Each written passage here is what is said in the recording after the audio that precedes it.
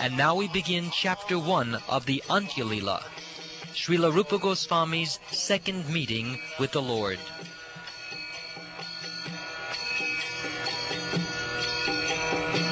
Sri Krishna Caitanya caritamrta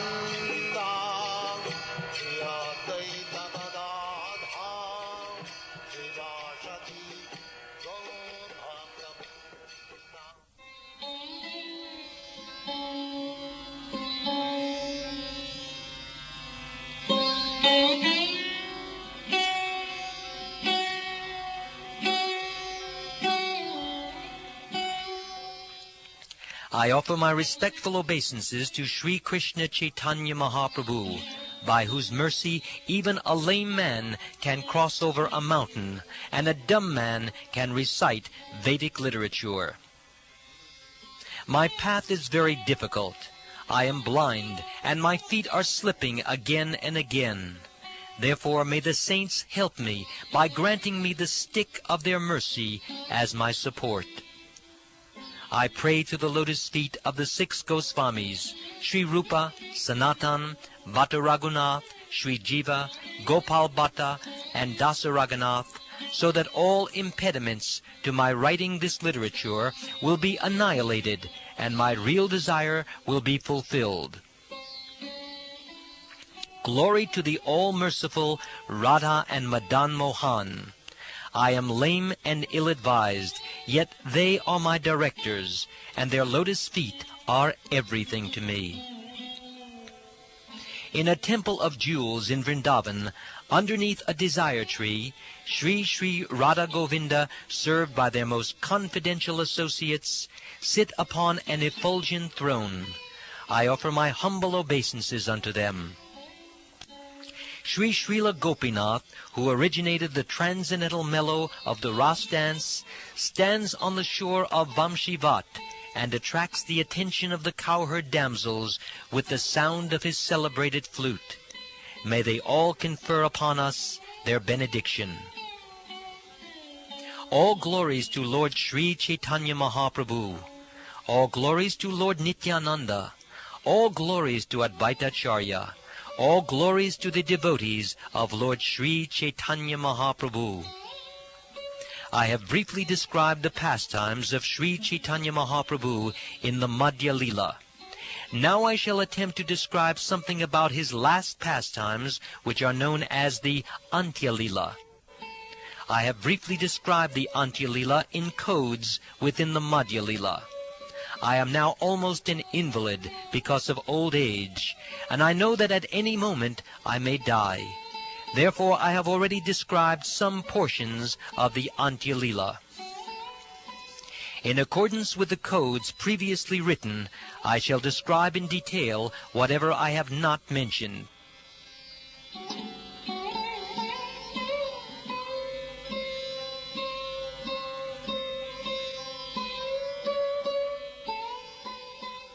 When Sri Caitanya Mahaprabhu returned to Jagannath Puri from Vrindavan, Svarup Damodar Goswami immediately sent news of the Lord's arrival to the devotees in Bengal. Upon hearing this news, Mother Shachi and all the other devotees of Navadvip were very joyful, and they all departed together for Nilachal or Jagannath Puri. Thus all the devotees of Kulinagram and Srikanda, as well as Advaita Acharya, came together to meet Shivananda Sen. Shivananda Sen arranged for the journey. He maintained everyone and provided residential quarters. While going to Jagannath Puri, Shivananda Sen allowed a dog to go with him. He supplied it food to eat and maintained it. One day when they needed to cross a river, an Orison boatman would not allow the dog to get in the boat. Shivananda Sen, unhappy that the dog had to stay behind, paid the boatman 10 panna of conch shells to take the dog across the river. One day while Shivananda Sen was detained by a tollman, his servant forgot to give the dog its cooked rice. At night, when Shivananda Sen returned and was taking his meal, he inquired from the servant whether the dog had gotten its meals. When he learned that the dog had not been supplied food in his absence, he was very unhappy. He then immediately sent 10 men to find the dog. When the men returned without success, Shivananda Sen became very unhappy and fasted for the night. In the morning they looked for the dog, but it could not be found anywhere. All the Vaishnavas were astonished. Thus in great anxiety they all walked to Jagannath Puri, where Sri Caitanya Mahaprabhu met them as usual. Sri Caitanya Mahaprabhu went with them to see the Lord in the temple, and on that day he also took lunch in the company of all those devotees. As previously, the Lord provided them all with residential quarters, and the next morning all the devotees came to see the Lord. When all the devotees came to the place of Sri Caitanya Mahaprabhu, they saw that the same dog was sitting a little apart from the Lord. Furthermore, Sri Caitanya Mahaprabhu was throwing remnants of green coconut pulp to the dog. Smiling in his own way, he was saying to the dog, "Chant the holy names, Ram, Krishna, and Hari." Seeing the dog eating the green coconut pulp and chanting Krishna, Krishna again and again, all the devotees present were very much surprised. When he saw the dog sitting in that way and chanting the name of Krishna, Shivananda, because of his natural humility, immediately offered obeisances to the dog just to counteract his offenses to it. The next day, no one saw that dog, for it had obtained its spiritual body and departed for Vaikuntha, the spiritual kingdom. Such are the transcendental pastimes of Sri Caitanya Mahaprabhu, the son of Mother Shachi. He even delivered a dog simply by inducing it to chant the Maha Mantra, Hare Krishna.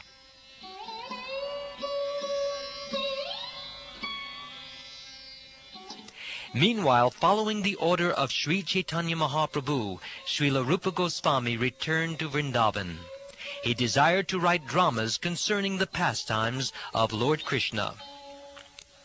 In Vrindavan, Rupa Gosvami began to write a drama.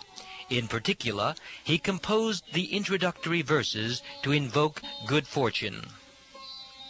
On his way to Gaudadesh, Rupa Gosvami had been thinking of how to write the action of the drama. Thus he had made some notes and begun to write.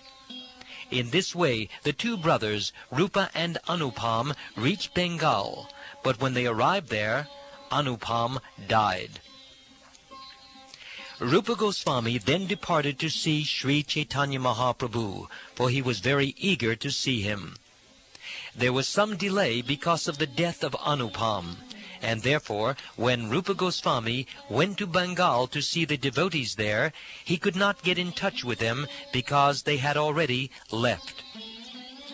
In the province of Orissa, there is a place known as Satyabhamapur.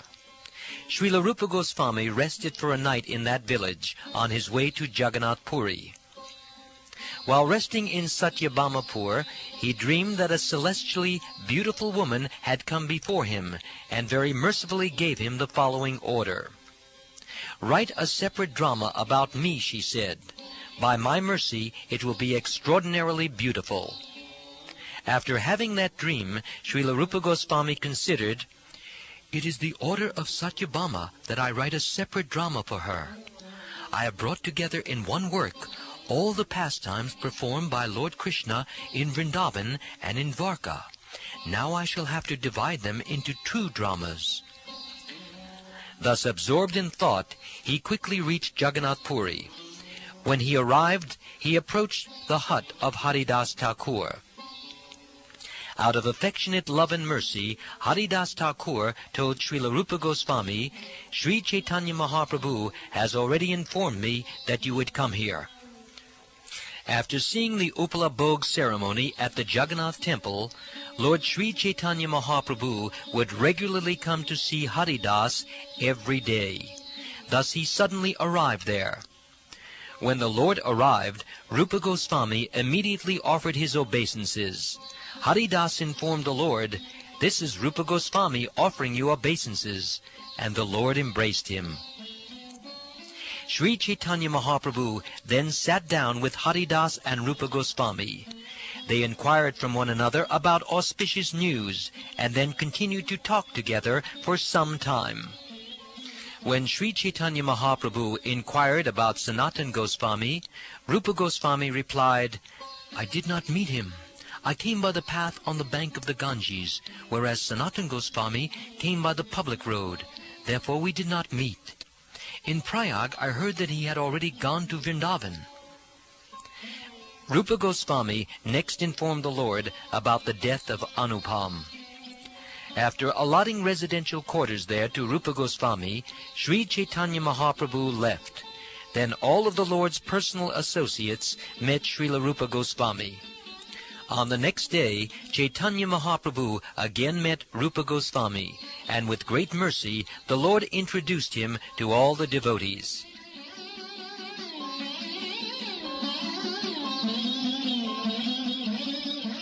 Srila Rupa Gosvami offered his respectful obeisances unto the lotus feet of them all, and all the devotees by their mercy embraced him. Sri Caitanya Mahaprabhu told Advaita Acharya and Nityananda Prabhu, "You should both show your mercy wholeheartedly to Rupa Gosvami. May Rupa Gosvami, by your mercy, become so powerful that he will be able to describe the transcendental mellows of devotional service." Thus Rupa Gosvami became the object of love and affection for all the devotees of the Lord, including those who came from Bengal and those who resided in Orissa. Every day Sri Caitanya Mahaprabhu would go to see Rupa Gosvami, and whatever prasad he received from the temple he would deliver to Rupa Gosvami and Haridas Thakur.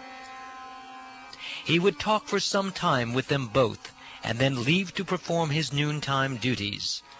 In this way Lord Caitanya Mahaprabhu's dealings with them continued every day. Thus, receiving the transcendental favor of the Lord, Srila Rupa Gosvami felt unlimited pleasure. After Sri Caitanya Mahaprabhu, taking all his devotees with him, performed the Gundicha Marjan, or washing and cleansing the temple Gundicha, he went to the garden known as Aitota, and accepted prasad at a picnic within the garden. When Haridas Thakur and Rupa Gosvami saw that all the devotees were accepting prasad and chanting the holy name of Hari, they both were greatly pleased.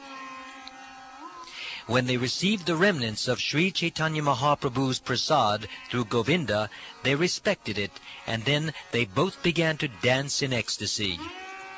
On the next day, when Sri Caitanya Mahaprabhu went to see Srila Rupa Gosvami, the omniscient Lord spoke as follows: "Do not try to take Krishna out of Vrindavan, for he does not go anywhere else at any time.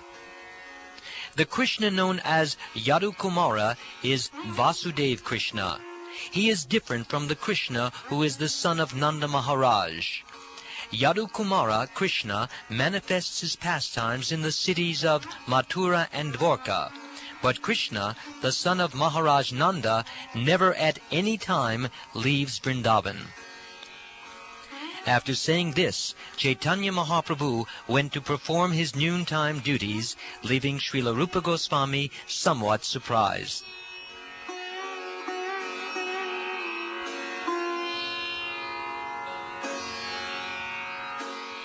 Srila Rupa Gosvami thought, "Satyabhama ordered me to write 2 different dramas. Now I understand that this order has been confirmed by Sri Caitanya Mahaprabhu. Formerly I wrote the 2 dramas as one composition. Now I shall divide it and describe the incidents in 2 separate works. I shall write 2 separate invocations of good fortune and 2 different introductions. Let me think deeply about the matter, and then describe the 2 different sets of incidents." During the Ratha Yatra ceremony, Rupa Gosvami saw Lord Jagannath. He also saw Lord Caitanya Mahaprabhu dancing and chanting in front of the Rath cart. When Rupa Gosvami heard a verse uttered by Sri Caitanya Mahaprabhu during the ceremony, he immediately composed another verse dealing with the same subject. I have already described all these incidents, but I still wish to add briefly something more. Generally, Sri Caitanya Mahaprabhu recited a verse while dancing and chanting before the Rath, but no one knew why he was reciting that particular verse. Only Srila Gosvami knew the purpose for which the Lord recited that verse. According to the Lord's attitude, he used to quote other verses to enable the Lord to relish mellows. Rupa Gosvami, however, could understand the intention of the Lord, and thus he composed another verse that appealed to Sri Caitanya Mahaprabhu.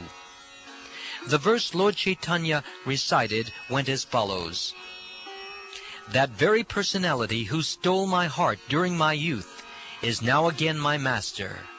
These are the same moonlit nights of the month of Chaitra. The same fragrance of malati flowers is there, and the same sweet breezes are blowing from the Kadamba forest. In our intimate relationship, I am also the same lover, yet still my mind is not happy here.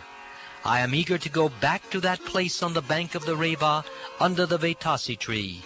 That is my desire. And the verse Rupa Gosvami composed went as follows. My dear friend, now I have met my very old and dear friend Krishna on this field of Kurukshetra. I am the same Radharani, and now we are meeting together. It is very pleasant, but I would still like to go to the bank of the Yamuna beneath the trees of the forest there. I wish to hear the vibration of his sweet flute playing the fifth note within the forest of Vrindavan. After writing this verse on a palm leaf, Rupa Gosvami put it somewhere in his thatched roof and went to bathe in the sea. At that time, Sri Caitanya Mahaprabhu went there to meet him, and when he saw the leaf pushed into the roof, he saw the verse and began to read it. After reading the verse, Sri Caitanya Mahaprabhu was overwhelmed by ecstatic love. At that time, Rupa Gosvami returned, having finished bathing in the sea. Seeing the Lord, Sri Rupa Gosvami fell flat in the courtyard to offer obeisances. The Lord slapped him mildly in love and spoke as follows. My heart is very confidential. How did you know my mind in this way? After saying this, he firmly embraced Rupa Gosvami. Sri Caitanya Mahaprabhu took that verse and showed it to Swarup Damodar for him to examine. Then the Lord questioned him. How could Rupa Gosvami have understood my heart? The Lord asked. Swarup Damodar replied, I can understand that you have already bestowed your causeless mercy upon him. No one else otherwise could understand this meaning. I can therefore guess that previously you bestowed upon him your causeless mercy. Sri Caitanya Mahaprabhu replied, Rupa Gosvami met me at Prayag. Knowing him to be a suitable person, I naturally bestowed my mercy upon him. I thereupon also bestowed upon him my transcendental potency. Now you also should give him instructions. In particular, instruct him in transcendental mellows. Swarup Damodar said, As soon as I saw the unique composition of this verse, I could immediately understand that you had bestowed upon him your special mercy. By seeing a result, one can understand the cause of that result. Swarup Damodar then quoted a verse. The river Ganges, flowing from the heavenly planets, is full of golden lotus flowers, and we, the residents of those planets, eat the stems of the flowers. Thus, we are very beautiful, more so than the inhabitants of any other planet. This is due to the law of cause and effect. For if one eats food in the mode of goodness, the mode of goodness increases the beauty of his body.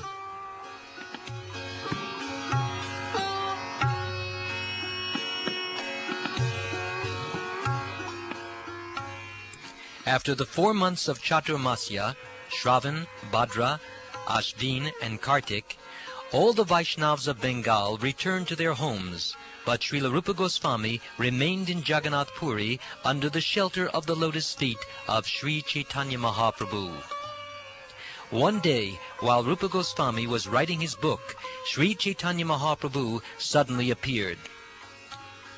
As soon as Haridas Thakur and Rupa Gosvami saw the Lord coming, they both stood up and then fell down to offer him their respectful obeisances. Sri Caitanya Mahaprabhu embraced them both and then sat down. The Lord inquired, "What kind of book are you writing?" He held up a palm leaf that was a page of the manuscript, and when he saw the fine handwriting, his mind was very pleased. Thus being pleased, the Lord praised the writing by saying, "The handwriting of Rupa Gosvami is just like rows of pearls." While reading the manuscript, Sri Caitanya Mahaprabhu saw a verse on that page, and as soon as he read it, he was overwhelmed by ecstatic love. He recited, "I do not know how much nectar the two syllables Krishna have produced. When the holy name of Krishna is chanted, it appears to dance within the mouth. We then desire many, many mouths. When that name enters the holes of the ears, we desire many millions of ears.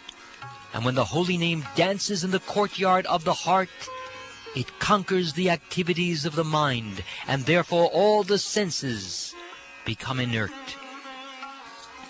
When Sri Caitanya Mahaprabhu chanted this verse, Haridas Thakur, upon hearing the vibration, became jubilant and began dancing and praising its meaning. One has to learn about the beauty and transcendental position of the holy name of the Lord by hearing the revealed scriptures from the mouths of devotees. Nowhere else can we learn of the sweetness of the Lord's holy name. Thus Sri Caitanya Mahaprabhu embraced both Haridas and Rupa Gosvami and left for the seaside to perform his noontime duties.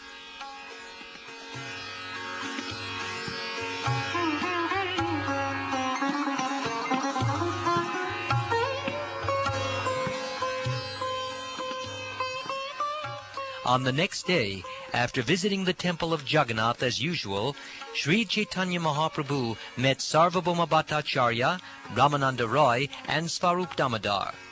They all went together to Srila Rupa Gosvami, and on the way the Lord greatly praised his qualities. When Sri Caitanya Mahaprabhu recited the two important verses, he felt great pleasure. Thus, as if he had 5 mouths, he began to praise his devotee. Just to examine Sarvabhauma Bhattacharya and Ramananda Roy, the Lord began to praise the transcendental qualities of Sri Rupa Gosvami before them. Characteristically, the Supreme Personality of Godhead does not take seriously an offense committed by a pure devotee. The Lord accepts whatever small service a devotee renders as being such a great service that he is prepared to give even himself, not to speak of other benedictions. The Supreme Personality of Godhead, who is known as Purushottam, the greatest of all persons, has a pure mind. He is so gentle that even if his servant is implicated in a great offense, he does not take it very seriously. Indeed, if his servant renders some small service, the Lord accepts it as being very great. Even if an envious person blasphemes the Lord never manifests anger against him. Such are his great qualities.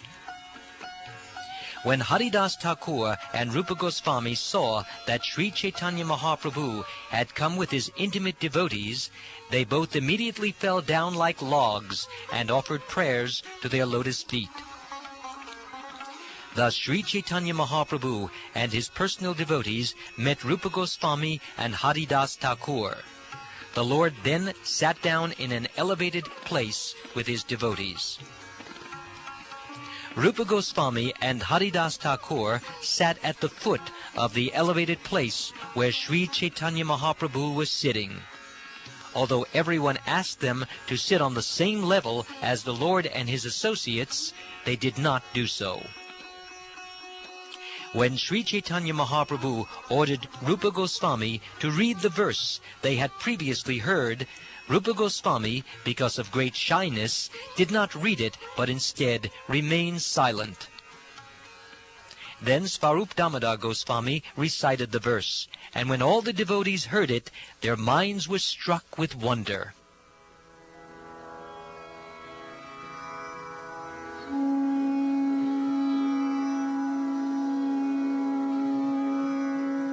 He read, "My dear friend, now I have met my very old and dear friend Krishna on this field of Kurukshetra.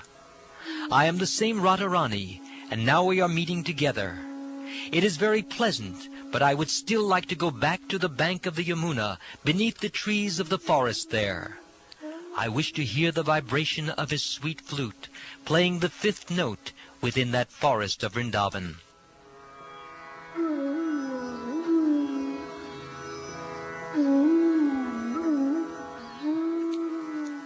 After hearing this verse, both Ramananda Roy and Sarvabhauma Bhattacharya said to Caitanya Mahaprabhu, "Without your special mercy, how could this Rupa Gosvami have understood your mind?" Srila Ramananda Roy admitted that previously Sri Caitanya Mahaprabhu had empowered his heart so that he could express elevated and conclusive statements to which even Lord Brahma has no access. "Had you not previously bestowed your mercy on him, it would not have been possible for him to express your internal feelings." Thus Sri Caitanya Mahaprabhu said, "My dear Rupa, please recite that verse from your drama, which upon being heard makes all people's unhappiness and lamentation go away." When the Lord persisted in asking this again and again, Rupa Gosvami recited that verse as follows. "I do not know how much nectar the 2 syllables Krishna have produced. When the holy name of Krishna is chanted, it appears to dance within the mouth. We then desire many, many mouths. When that name enters the holes of the ears, we desire many millions of ears. And when the holy name dances in the courtyard of the heart, it conquers the activities of the mind, and therefore all the senses become inert."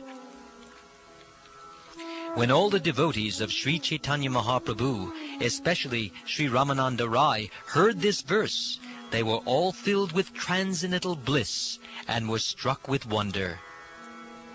Everyone admitted that although they had heard many statements glorifying the holy name of the Lord, they had never heard such sweet descriptions as those of Rupa Gosvami. Ramananda Rai inquired, "What kind of drama are you writing? We can understand that it is a mine of conclusive statements." Svarupa Damodar replied for Srila Rupa Gosvami, "He wanted to compose a drama about the pastimes of Lord Krishna. He planned to describe in one book both the pastimes of Vrindavan and those of Dwarka and Mathura. He began it in that way, but now, following the order of Sri Caitanya Mahaprabhu, he has divided it into 2 and is writing 2 plays, one concerning the pastimes of Mathura and Dwarka, and the other concerning the pastimes of Vrindavan. The 2 plays are called Vidagdha Madhava and Lalita Madhava. Both of them wonderfully describe ecstatic emotional love of God." Ramananda Roy said, "Please recite the introductory verse of Vidagdha Madhava so that I can hear and examine it." Thus Sri Rupa Gosvami, being ordered by Sri Caitanya Mahaprabhu, recited the verse. He said, "May the pastimes of Sri Krishna reduce the miseries existing in the material world and nullify all unwanted desires. The pastimes of the Supreme Personality of Godhead are like shikadani, a blend of yogurt and sugar candy. They overpower the pride of even the nectar produced on the moon, for they distribute the sweet fragrance of the concentrated loving affairs of Srimati Radharani and the gopis." Ramananda Rai said, "Now please recite the description of the glories of your worshipable deity." Rupa Gosvami, however, hesitated due to embarrassment because Sri Caitanya Mahaprabhu was present. The Lord, however, encouraged Rupa Gosvami, saying, "Why are you embarrassed? You should recite it so that the devotees can hear the good fruit of your writing." When Rupa Gosvami thus recited his verse, Caitanya Mahaprabhu disapproved of it because it described his personal glories. he expressed the opinion that it was an exaggerated explanation. It went like this: May the Supreme Lord, who is known as the son of Srimati Shachi Devi, be transcendently situated in the innermost core of your heart. Resplendent with the radiance of molten gold, he has descended in the age of Kali by his causeless mercy to bestow what no incarnation has ever offered before: the most elevated mellow of devotional service, the mellow of conjugal love.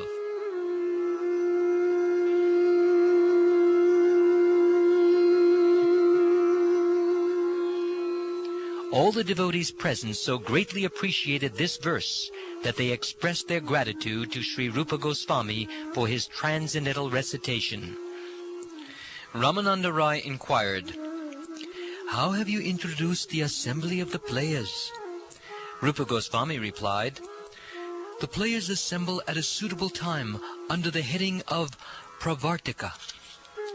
When the entrance of the actors is set in motion by the arrival of a suitable time, the entrance is called Pravartika. Springtime had arrived, and the full moon of that season inspired the Supreme Personality of Godhead, who is complete in everything, with new attraction to meet the beautiful Srimati Radharani at night, to increase the beauty of their pastimes." Please recite the Prarochana portion, so that I may hear and examine it. Sri Rupa replied, "I think that the desire to hear of Sri Caitanya Mahaprabhu is Prarochana." Verse 8 of Act 1 of the Vidagdha Madhava reads, "The devotees now present are constantly thinking of the Supreme Lord, and are therefore highly advanced. This work named Vidagdha Madhava depicts the characteristic pastimes of Lord Krishna with decorations of poetic ornaments. And the inner grounds of the forest of Vrindavan provide a suitable platform for the dancing of Krishna with the gopis. Therefore I think that the pious activities of persons like us, who have tried to advance in devotional service, have now attained maturity." And in verse 6, "O learned devotees, I am by nature ignorant and low, yet even though it is from me that Vidagdha Madhava has come, it is filled with descriptions of the transcendental attributes of the Supreme Personality of Godhead. Therefore, will not such literature bring about the attainment of the highest goal of life? Although its wood may be ignited by a low-class man, fire can nevertheless purify gold. Although I am very low by nature, this book may help cleanse the dirt from within the hearts of the golden devotees."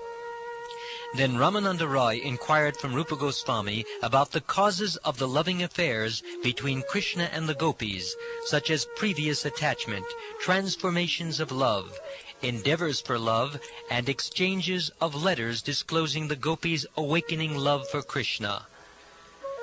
Srila Rupa Gosvami gradually informed Ramananda Rai about everything he asked. Hearing his explanations, all the devotees of Sri Caitanya Mahaprabhu were struck with wonder.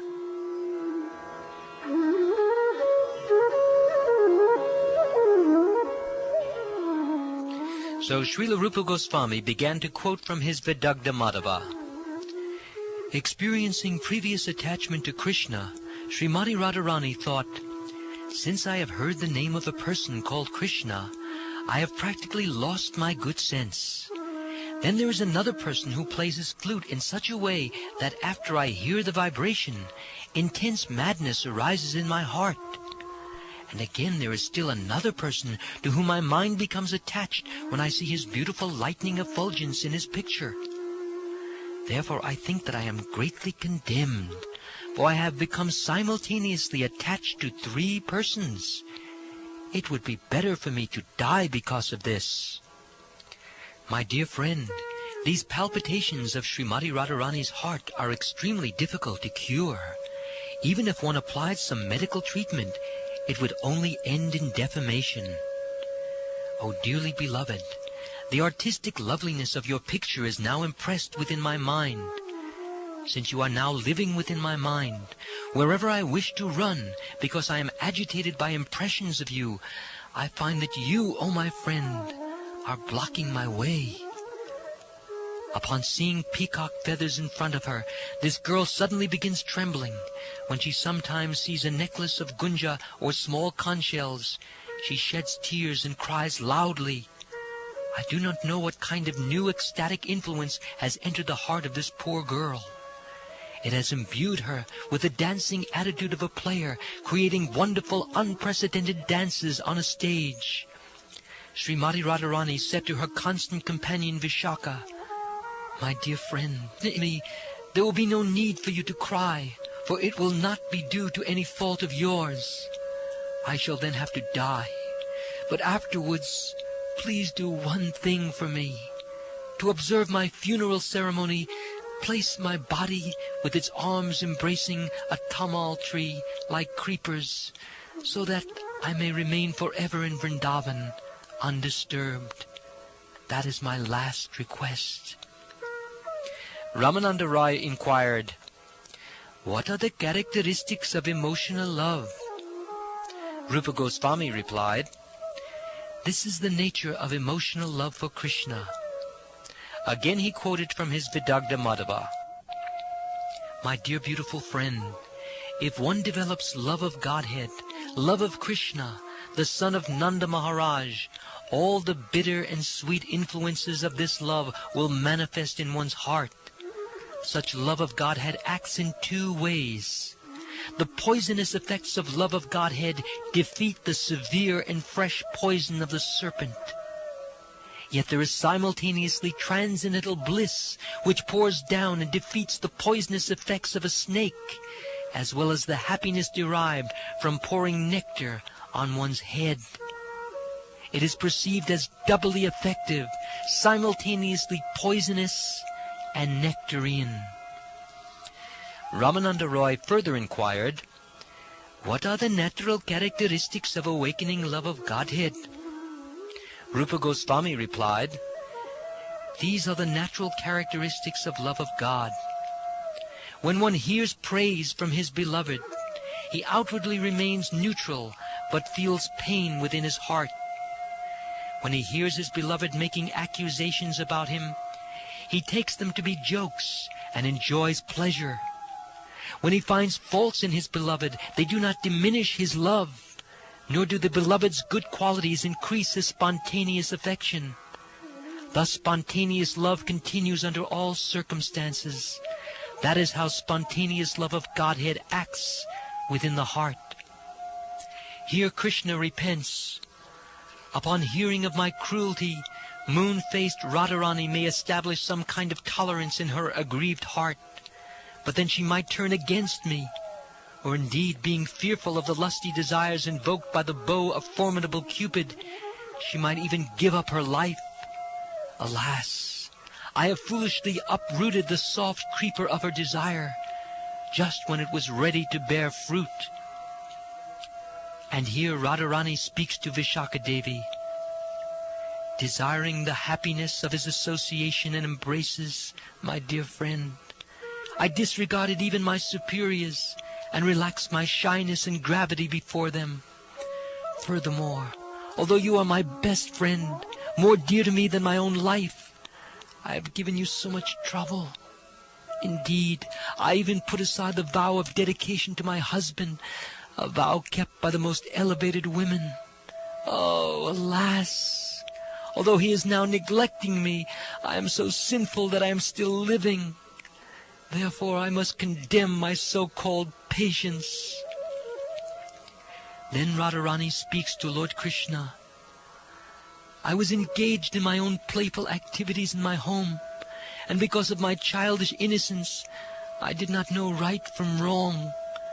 Therefore, is it good for you to have forced us into being so much attracted to you, and then to have neglected us? Now you are indifferent to us. Do you think that is right?" Lalita Devi says to Radharani, "Our hearts are so polluted by miserable conditions that we are certainly going to Pluto's kingdom. Nevertheless, Krishna does not give up his beautiful, loving smiling, which is full of cheating tricks.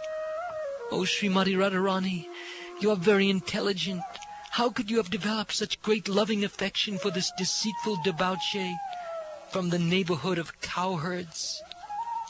Srimati Radharani's grandmother Purnamasi says to Lord Krishna, "O Lord Krishna, you are just like an ocean. The river of Srimati Radharani has reached you from a long distance, leaving far behind the tree of her husband, breaking through the bridge of social convention, and forcibly crossing the hills of elder relatives. Coming here because of fresh feelings of love for you, that river has now received your shelter, but now you are trying to turn her back by the waves of unfavorable words. How is it that you are spreading this attitude?" Srila Ramananda Roy further inquired, "How have you described Vrindavan, the vibration of the transcendental flute, and the relationship between Krishna and Radhika? Please tell me all this, for your poetic ability is wonderful." After offering obeisances to Ramananda Roy, Rupa Gosvami gradually began answering his inquiries. Again quoting from his Vedagta Madhava, Lord Krishna says, "The sweet fragrant honey oozing from newly grown mango buds is again and again attracting groups of bumblebees, and this forest is trembling in the softly moving breezes from the Malaya hills, which are full of sandalwood trees.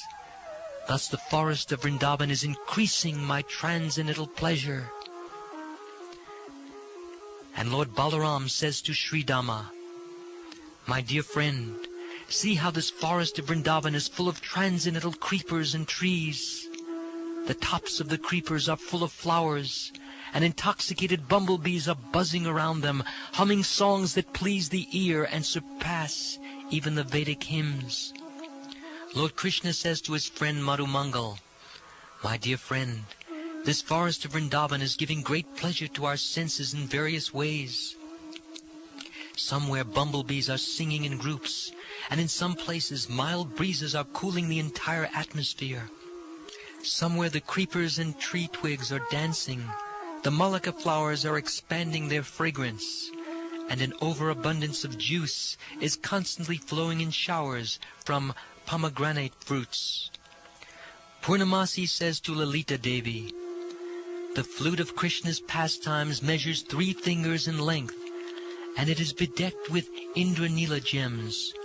At the end of the flute, the Aruna gems or rubies glittering beautifully, and in between the flute is plated with gold set ablaze by diamonds. This auspicious flute, pleasing to Krishna, is glittering in his hand with transcendental brilliance."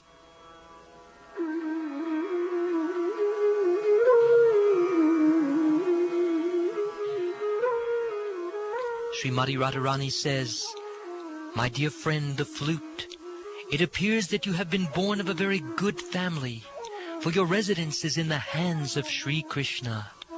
By birth you are simple and not at all crooked. Why then have you taken initiation into this dangerous mantra that enchants the assembled gopis?" Chandravali, Radharani's competitor, says, "My dear friend, the flute, you are actually full of many holes or faults. You are light, hard, juiceless, and full of knots. But what kind of pious activities have engaged you in the service of being kissed by the Lord and embraced by his hands?" Madhumangal says, "The transcendental vibration of Krishna's flute blocked the movements of the rain clouds, struck the Gandharvas full of wonder, and agitated the meditation of great saintly persons like Sanak and Sanandan. It created wonder in Lord Brahma, wrought intense curiosity that agitated the mind of Bali Maharaj, who was otherwise firmly fixed, made Maharaj Ananta, the carrier of the planets, whirl around, and penetrated the strong coverings of the universe. Thus the sound of the flute in the hands of Krishna created a wonderful situation." Purnamasi says, "The beauty of Krishna's eyes surpasses the beauty of white lotus flowers. His yellow garments surpass the brilliance of fresh decorations of kumkum. His ornaments of selected forest flowers surpass the hankering for the best of garments. And his bodily beauty possesses mind-attracting splendor greater than the jewels known as Marakatamani or emeralds. In the Lalita Madhava, Lalita says, "O most beautiful friend, please accept the Supreme Personality of Godhead, who is standing before you full of transcendental bliss. The borders of his eyes roam from side to side, and his eyebrows move slowly like bumblebees on his lotus face. Standing with his right foot placed below the knee of his left leg, the middle of his body curved in 3 places, and his neck gracefully tilted to the side, he takes his flute to his pursed lips and moves his fingers upon it here and there." Radharani says to Lalita Devi, "O beautiful-faced one, who is this creative person standing before us? With the sharp chisels of his loving glances, he is splitting the hard stones of many women's devotion to their husbands. And with the luster of his body surpassing the brilliance of countless emeralds, he is simultaneously constructing private meeting places for his pastimes." And Lalita says to Radharani, "My dear friend, this newly youthful Lord Krishna, the moon in the family of Nanda Maharaj, is so beautiful that he defies the beauty of clusters of valuable jewels. All glories to the vibration of his flute, for it is cunningly breaking the patience of chaste ladies by loosening their belts and tight dresses." In the Vidagdha Madhava, Purnamasi says, "The beauty of Srimati Radharani's eyes forcibly devours the beauty of newly grown blue lotus flowers, and the beauty of her face surpasses that of an entire forest of fully blossomed lotuses. Her bodily luster seems to place even gold in a painful situation. Thus the wonderful, unprecedented beauty of Srimati Radharani is awakening in Vrindavan." Lord Krishna says to Madhumangal, "Although the effulgence of the moon is brilliant initially at night, in the daytime it fades away. Similarly, although the lotus is beautiful during the daytime, at night it closes. But, O my friend, the face of my most dear Srimati Radharani is always bright and beautiful, both day and night. Therefore, to what can her face be compared? When Srimati Radharani smiles, waves of joy overtake her cheeks, and her arched eyebrows dance like the bow of Cupid. Her glance is so enchanting that it is like a dancing bumblebee moving unsteadily due to intoxication. That bee has bitten the whirl of my heart."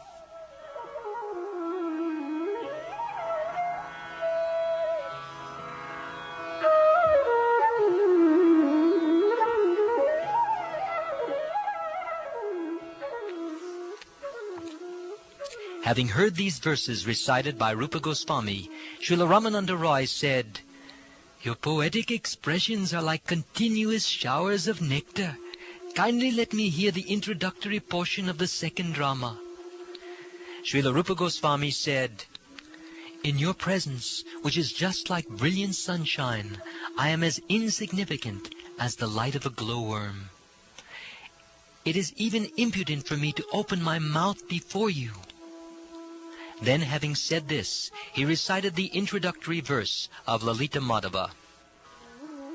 He said, "The beautiful moon give distress to the lotus-like faces of the wives of the demons and to their raised breasts, which are like gleaming chakravaka birds. Those glories, however, are pleasing to all his devotees, who are like chikora birds. May those glories forever give pleasure to you all." When Srila Ramananda Roy further inquired about the second introductory verse, Srila Rupa Gosvami was somewhat hesitant, but nevertheless he began to read from Vidagdha Madhava. He said, "The moon-like Supreme Personality of Godhead, who is known as the son of Mother Shachi, has now appeared on earth to spread devotional love of himself. He is emperor of the Brahmin community. He can drive away all the darkness of ignorance and control the mind of everyone in the world. Oh, may that rising moon bestow upon us all good fortune.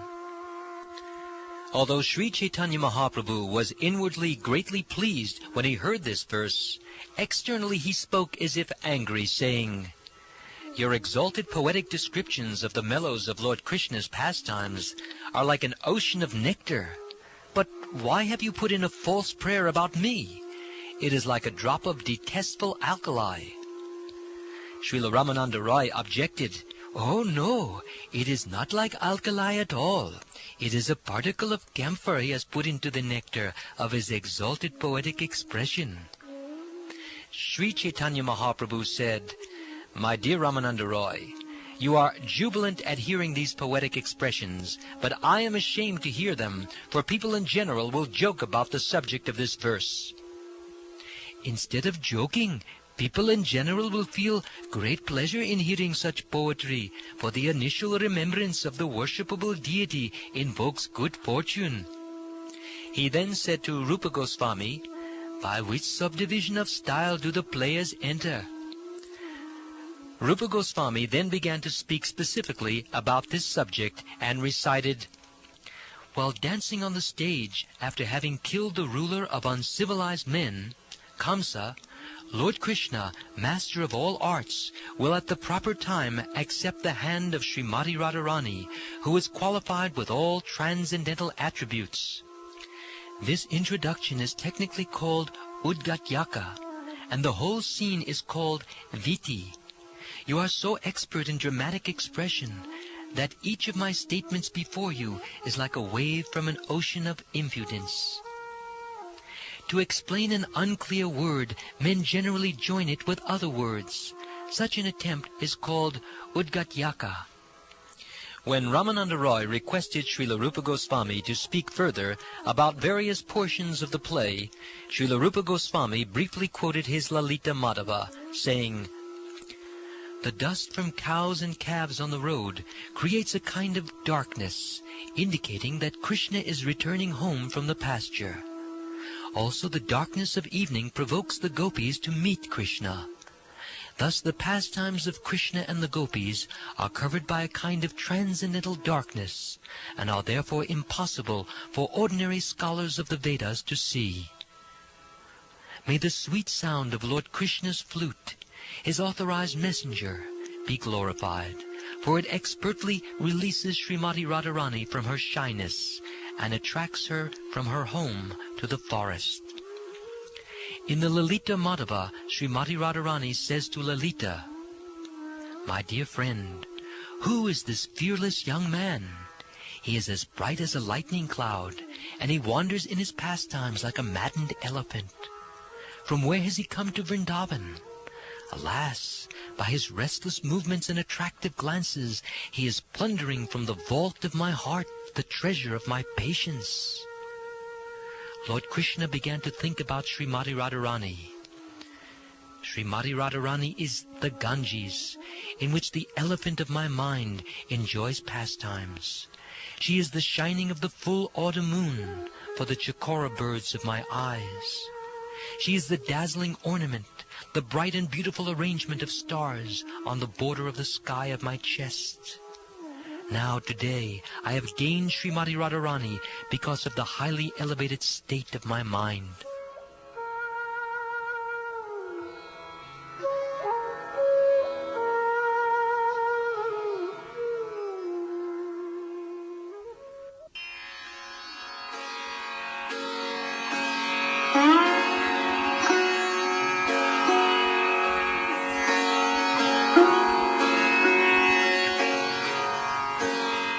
After hearing this, Srila Ramananda Roy submitted at the lotus feet of Sri Chaitanya Mahaprabhu the super excellence of Srila Rupa Gosvami's poetic expression, and began to praise it as if he had thousands of mouths.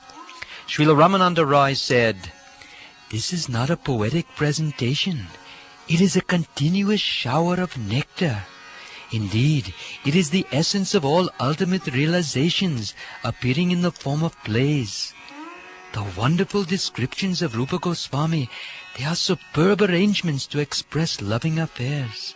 Hearing them will plunge the heart and ears of everyone into a whirlpool of transcendental bliss.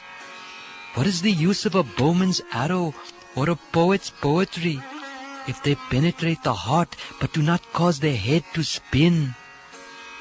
Without your mercy, such poetic expressions would be impossible for an ordinary living being to write. My guess is that you have given him the power. Sri Caitanya Mahaprabhu replied, I met Srila Rupa Gosvami at Prayag. He attracted and satisfied me because of his qualities. Sri Caitanya Mahaprabhu praised the metaphors and other literary ornaments of Srila Rupa Gosvami's transcendental poetry. Without such poetic attributes, he said, there is no possibility of preaching transcendental mellows. Sri Caitanya Mahaprabhu requested all his personal associates to bless Rupa Gosvami, so they described the pastimes of Vrindavan, which are full of emotional love of Godhead. Sri Caitanya Mahaprabhu said, Srila Rupa Gosvami's elder brother, whose name is Sanatan Gosvami, is such a wise and learned scholar that no one is equal to him. Sri Caitanya Mahaprabhu told Ramananda Roy, Sanatan Gosvami's renunciation of material connections is just like yours. Humility, renunciation, and excellent learning exist in him simultaneously. I empowered both of these brothers to go to Vrindavan to expand the literature of bhakti. Srila Ramananda Roy replied to Sri Caitanya Mahaprabhu, My Lord, you are the Supreme Personality of Godhead. If you like, you can cause even a wooden doll to dance. I see that the truths regarding transcendental mellow that you have expounded through my mouth are all explained in the writings of Srila Rupa Gosvami. Because of your causeless mercy toward your devotees, you want to describe the transcendental pastimes in Vrindavan. Anyone empowered to do this can bring the entire world under your influence. Sri Caitanya Mahaprabhu then embraced Rupa Gosvami and asked him to offer prayers at the lotus feet of all the devotees present. Advaita Acharya, Nityananda Prabhu, and all the other devotees showed their causeless mercy to Rupa Gosvami by embracing him in return. Seeing Sri Caitanya Mahaprabhu's special mercy toward Srila Rupa Gosvami and seeing his personal qualities, all the devotees were struck with wonder. Then when Sri Caitanya Mahaprabhu all his devotees, Haridas Thakur also embraced Srila Rupa Gosvami. Haridas Thakur told him, There is no limit to your good fortune. No one can understand the glories of what you have described. Srila Rupa Gosvami said, I do not know anything. The only transcendental words I can utter are those which Sri Caitanya Mahaprabhu makes me speak. Although I am the lowest of men and have no knowledge, the Lord has mercifully bestowed upon me the inspiration to write transcendental literature about devotional service. Therefore I offer my obeisances at the lotus feet of Sri Caitanya Mahaprabhu, the Supreme Personality of Godhead, who has given me the chance to write these books. In this way, Srila Rupa Gosvami passed his time in close association with Haridas Thakur by discussing the pastimes of Lord Krishna in great happiness. All the devotees of Sri Caitanya Mahaprabhu thus spent 4 months with him. Then the Lord bade them farewell, and they returned to Bengal.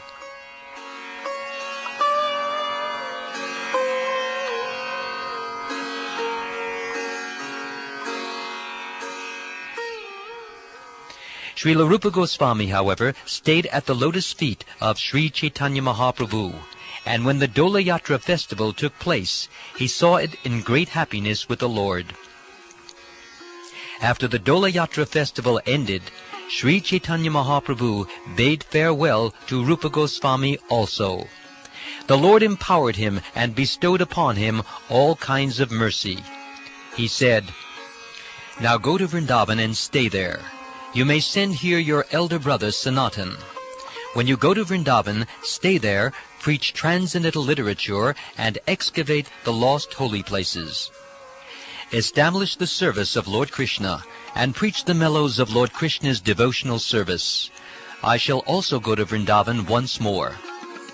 Having thus spoken, Sri Caitanya Mahaprabhu embraced Rupa Gosvami, who then placed the lotus feet of the Lord upon his head. Srila Rupa Gosvami took leave of all the devotees of Sri Caitanya Mahaprabhu and returned to Vrindavan by the path to Bengal.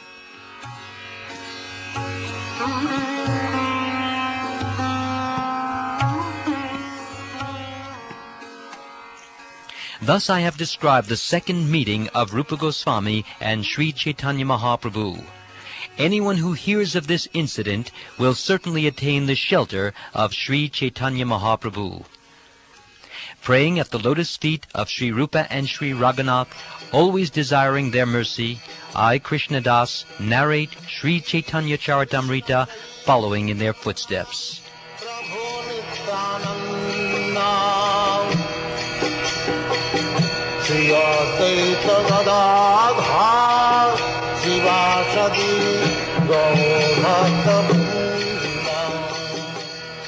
This ends Chapter 1 of the Antya Lila, Rupa Goswami's meeting with the Lord.